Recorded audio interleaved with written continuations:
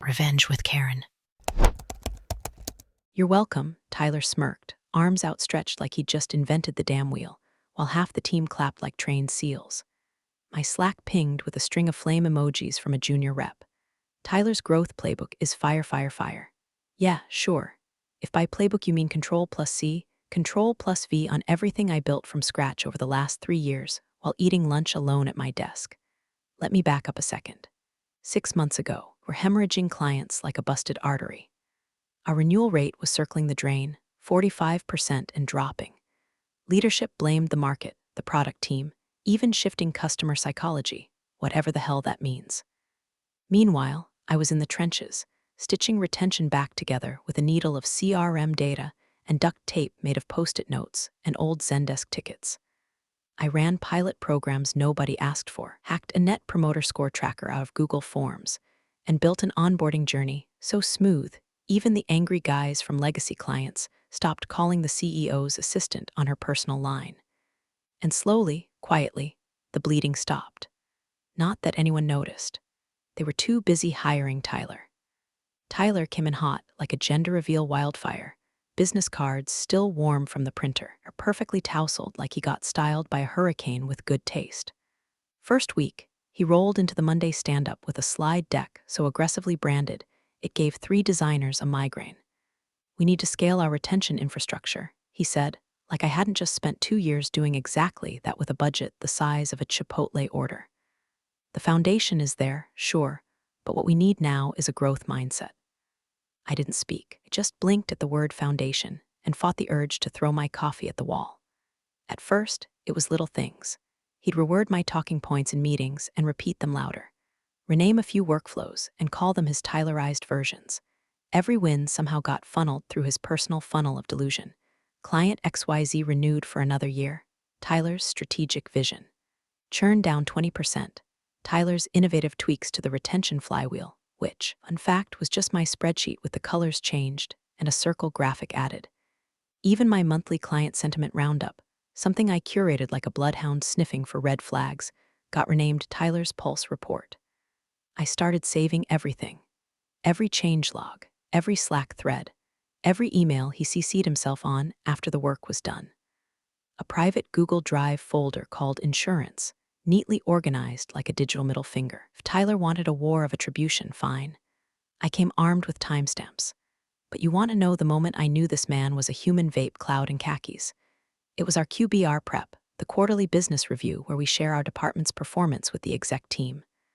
I spent 4 days building a narrative arc. Here's where we were, here's what we changed, here's the result. Clear, simple, bulletproof. I sent him the deck for feedback, naively still assuming we were on the same team. The morning of the presentation, I opened the shared doc. He deleted the entire background and strategy slide, replaced it with a photo of himself speaking at some marketing conference and a quote, "Success is not an accident, it's growth." I laughed out loud in the middle of the open floor. Everyone turned. I just shook my head and went to refill my coffee. That meeting, he presented my numbers, my charts, my story, but stripped of every ounce of credit. The CEO nodded along like Tyler had cracked the Da Vinci Code, and the head of product actually clapped. I took a breath, I smiled, and I started keeping better receipts. It started with a missing CC, then another. Then an entire thread about the renewal campaign for our biggest client, gone, vanished, like I'd never existed. Only found out about the meeting because someone from legal asked me to resend the contract timeline. When I checked the invite list, my name was nowhere. Just Tyler, 3 interns, and the CEO's assistant sitting in like a hostage. I asked Tyler, point blank, if I'd been accidentally dropped. His reply, "Oh, you're still looped in spiritually." And then he winked. We were sharing some inside joke and not actively lighting my work on fire in slow motion. Meetings got worse. He'd let me talk for maybe 5 seconds before steamrolling in with, "What she means is," followed by some jargon-laced remix of my point that had all the nutritional value of a styrofoam peanut. I'd bring up metrics, actual numbers from our CRM, and he'd interrupt with made-up ones he'd heard from sales. Suddenly, every idea I floated had a Tyler-branded version by the next sprint. "I've been thinking," he'd say, staring at my bullet points like they were his reflection. What if we reimagine the entire renewal funnel as a journey instead of a destination? Oh wow, Tyler, someone would chime in, that's so visionary. And I'd sit there, taking notes on my own erasure. I went to HR once, just once. The woman, Jessica, I think, or maybe HR bot 9,000, smiled like she was made of expired yogurt and said, "You know, I've worked with Tyler before. He's just got a big presence. Maybe don't take it personally. He's building synergy, right?" I said, smiling like my molars weren't grinding into dust. Synergy. She nodded like she just solved misogyny with a scented candle. "You're a team player. Just give it time. Sure, time." The next day, my Q2 budget landed in my inbox, slashed in half. No warning, no explanation. Just a quick note from finance that per Tyler's restructure, client retention had been realigned under the growth department. Translation: Tyler wants to own everything you've built, and you don't get a say. Worse, my top 3 enterprise accounts, clients I'd nursed through 2 rebrands, a data breach, and a billing overhaul, were reassigned to some new strategic specialists. Fresh hires. No context. One of them misspelled the client's name in their first outreach. Another accidentally sent our internal feedback doc to the client. I found out because the client called me, furious, asking why we were switching things mid-renewal. I apologized. I said it wasn't my call. I offered to stay on in a consultative capacity. "You're the only reason we stayed this long," the client said. "We're reconsidering the contract." I told Tyler. He laughed. "Hey, can't win 'em all. Besides, churn's just feedback at scale." I stared at him. My jaw actually popped from how hard I clenched. And that was the moment. Not the erasure, not the insult, not even the budget evisceration. That line, that smug MBA poster nonsense. That's when I decided to stop playing the game on his terms. "Fine, Tyler. You want growth? I'll show you exponential." At night, I stayed in the office so late, even the motion sensor lights gave up on me. Just me, my second cup of gas station coffee, and the sickly blue glow of the CRM dashboard. My fingerprints were all over it, but somehow his name kept showing up in the meeting invites. I wasn't angry anymore. Anger burned too hot. I needed cold. Cold calculates. Cold remembers everything. The folder I created was titled Continuity Archive, because proof that Tyler's full of shit seemed a little too on the nose, in case it ever got subpoenaed. I started with the source material, version histories of every report I'd ever submitted. Google Sheets logs, PDF exports with metadata, timestamped Loom walkthroughs. I even dug up a recording of the first onboarding session I ran for the now-defunct Retention Tiger team, back when our Slack channel was just me and 2 interns begging product to fix the billing API before another client rage quit. I had receipts for days. Next came the CRM. I toggled through activity logs like a digital archaeologist.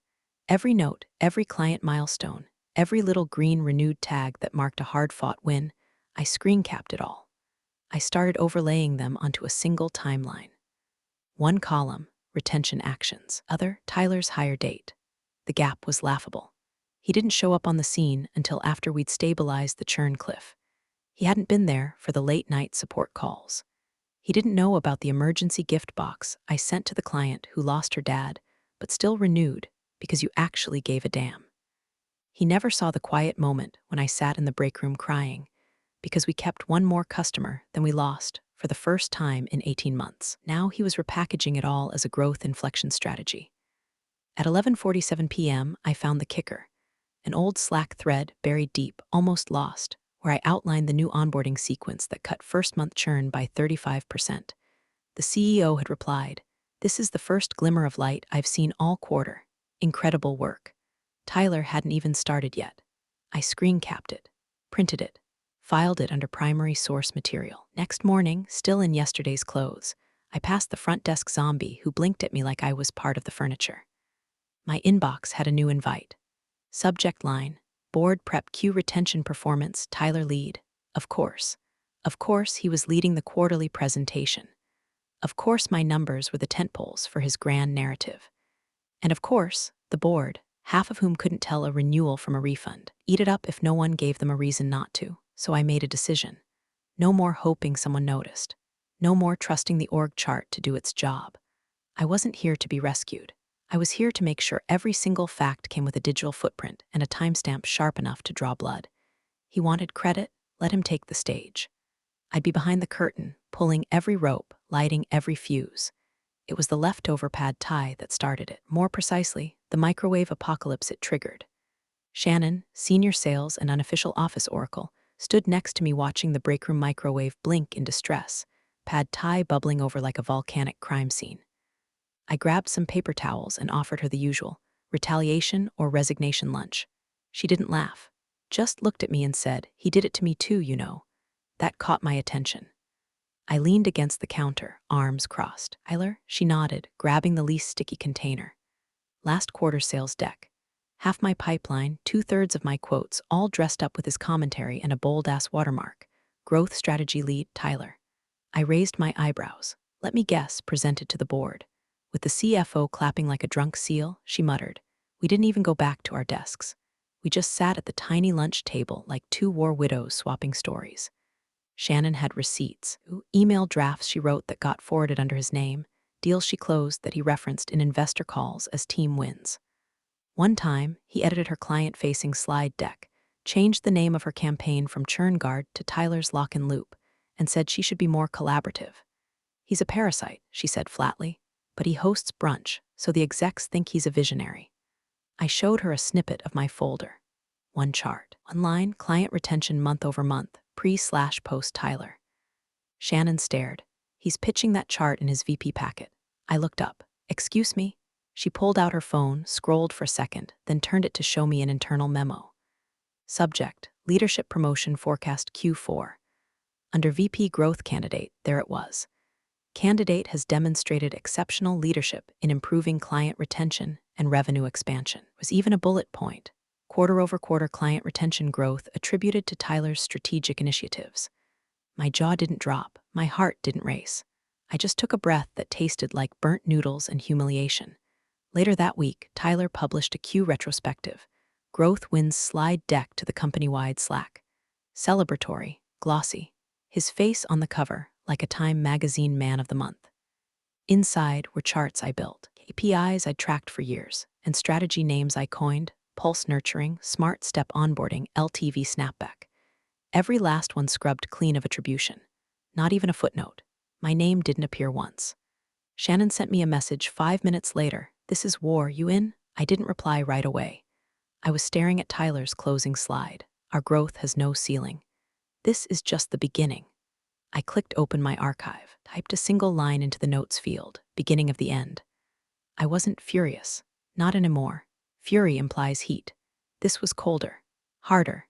Steel behind the eyes, silence before the storm. The catered lunch was Tyler's idea, his way of building culture, which apparently meant lukewarm sliders, a Spotify playlist no one asked for, and standing on a chair like a frat president before a hazing ritual. We're halfway through dry coleslaw and flat LaCroix when he raised his can in a mock toast, eyes locking on me from across the folding tables. "Big shout out to our retention specialist," he said, voice dripping with that grating, performative cheer. "Still grinding. Still smiling." "Well," he chuckled, "maybe you'd be VP by now if you smiled more." The room erupted. Not laughter, just the awful, nervous kind of chuckle people give when they don't know if they should laugh or apologize. One of the interns actually winced so hard he dropped a fork. I didn't flinch. I didn't even blink. Just put down my fork, stood up, and walked out the side door like I was going to the restroom and never came back. Back at my desk, I stared at the Google Slides tab for the retention deck I'd been building in secret. The one slide, before me / after me, staring back like a dare. I hovered my mouse over the file name. My finger twitched toward delete, because what was the point? I'd done everything right, over-delivered, over-documented, built the infrastructure Tyler now stood on like it was a TED stage. And here I was, pushed to the perimeter of my own narrative, reduced to the cold girl who didn't play the political game. My eyes stung. I wasn't going to cry, but I did close the tab. Couldn't look at that green line anymore. It felt like a lie. That night, I poured a glass of wine, turned off all the lights, and opened Slack on my phone just to scroll numbly. That's when I saw it. Buried in an old thread from over a year ago, back when we were clawing our way out of churn hell, was a message from the CEO. It wasn't long. Just 6 words, posted after I shared the first net positive client retention report. "You might have just saved us." No emoji, no performative enthusiasm. Just something real, something solid. I stared at that line for a long time, read it over and over until it etched itself onto the back of my eyelids. Then I reopened the deck, added another slide, not to explain, to timestamp, to prove that night I didn't sleep, I worked. I rebuilt the deck from scratch. No fluff, no brand templates, no Tyler quotes. Just raw numbers, dates, client feedback, and undeniable causality. I added source links, printed backups, annotated key timeline events, and matched them to Slack threads and CRM entries. Then I labeled the folder, clean and simple, retention the truth. I wasn't just defending myself anymore. I was laying a trap. The all-hands invite landed at 8:04 a.m. sharp. Subject line, Q4 alignment growth and retention strategy update. Tyler was listed first on the agenda. Growth strategy presentation, 40 minutes. My name was buried 3 scrolls down under a bullet that just said retention specialist. Brief update, 5 mins, 5 minutes. 5 minutes to correct a year's worth of lies dressed up as vision. 5 minutes to slice through the fog Tyler had built with his voice and veneers and stupid, meaningless sound bites about synergy and momentum. Perfect. I didn't need time. I needed precision. That afternoon, I shut my office door for the first time in weeks. No Slack, no email, no music, just silence, a blank slide, and a chair that creaked every time I leaned forward like it was wincing with me. I crafted a single slide, one clean graph, no flourishes, no colors that pop. Just 2 lines, client retention month-over-month, black line, before I joined. Flat line, green line, after I launched the first turnaround sequence. Ascending, sharp, undeniable. The date axis started 18 months before Tyler's hire. I added small text in the corner, data pulled from CRM and finance dashboards. Time-stamped. Source links embedded, that was it. No title, no headline, no flair. I wasn't here to sell it. I was here to show it. I spent the next few hours printing out hard copies, full-page color prints of the slide, plus a 3-page appendix that included time-stamped emails between me and leadership outlining the original retention strategy, client feedback logs, praising changes. Tyler had never touched screenshots of the CRM activity history, matching every inflection point on that green line, each page initialed. Dated. Bound. Just in case. Call it petty. Call it paranoid. I called it insurance. I slid 1 copy into a manila folder labeled Executive Reference Retention History. I slid a second into my tote bag, and a third into my locked desk drawer. At 6:17 p.m., the office emptied out. Tyler walked past my door, backlit by the cheap hallway LEDs. He paused just long enough to smirk and toss out a little, "Big day tomorrow, huh? Don't stress, it's just retention." I smiled at him like I was already at his funeral. When he left, I reopened the slide and made one last change. Tiny, subtle. Below the green line, I added a text box, strategy implemented, Q2 year X. Tyler's start date, Q4 year X. Nothing flashy, just facts. That night I slept like a stone, not because I'd won, but because I was ready to lose on record. Because tomorrow I wasn't walking into a meeting. I was walking into an autopsy. Tyler opened the meeting with the swagger of a man who thought he was 10 minutes away from a corner office and a commemorative plaque shaped like his own ego. His teeth were blinding. His slides were bluer than the Atlantic.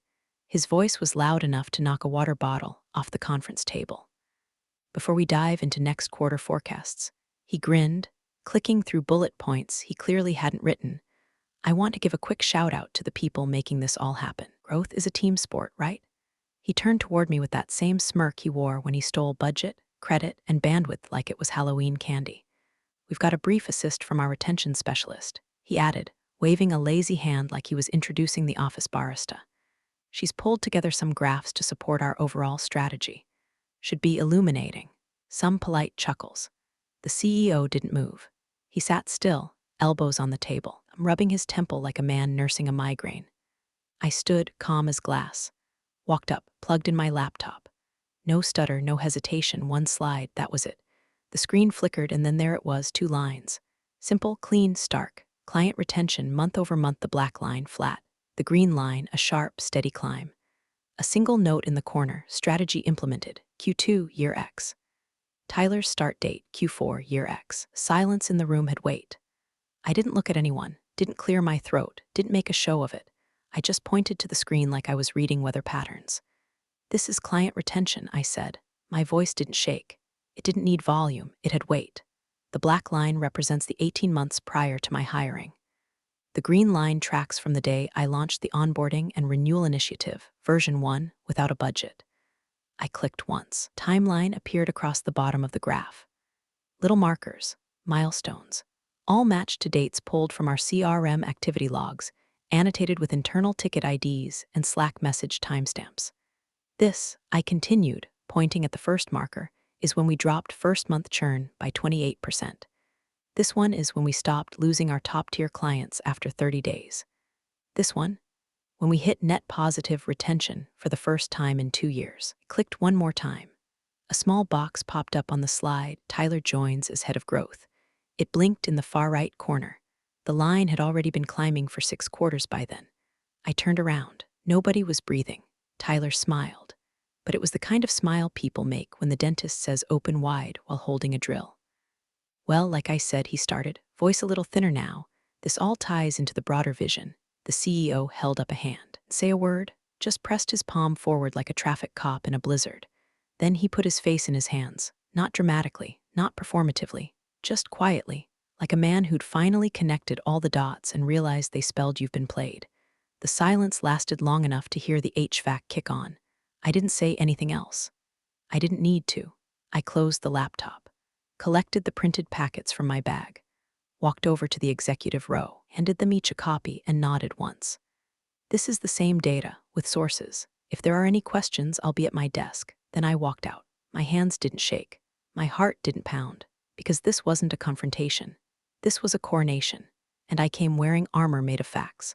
I'd barely made it back to my desk when the Slack notifications started dying off like a power outage. One by one, statuses flipped from green to gray. Meeting invites vanished. Chats went dead. You could feel it, like a thunderclap that never came. Then came the ripple. The kind of silence that means someone important just changed direction.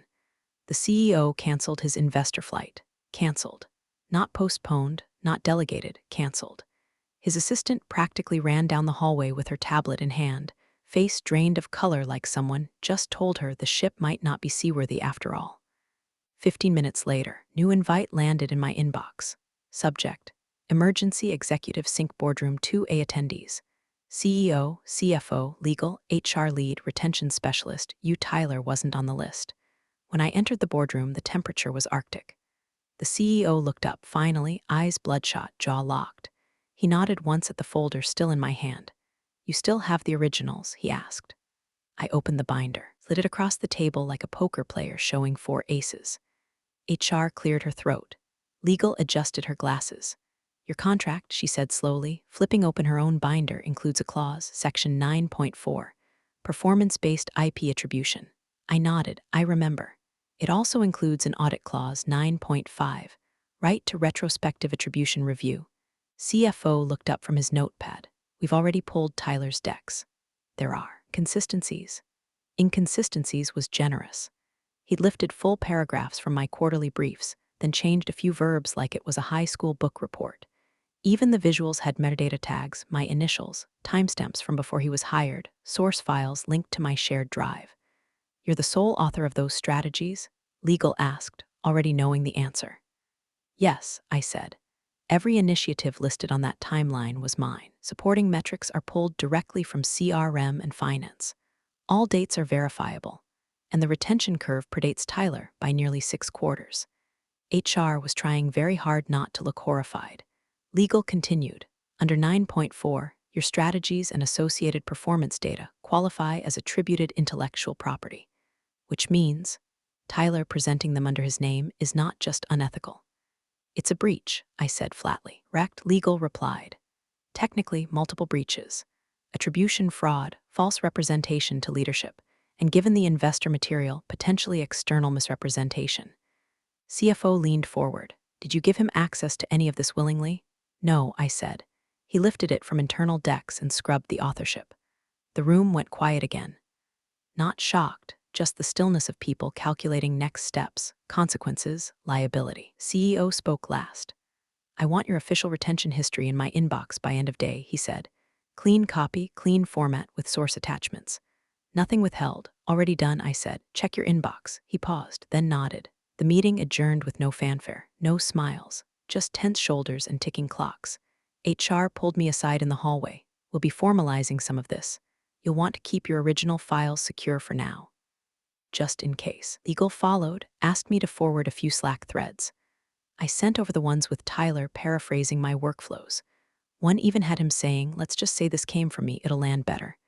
When I got back to my desk, Shannon had left a note on my keyboard. Tyler's doors closed. Shades down. Good luck, Queen. I didn't feel victorious.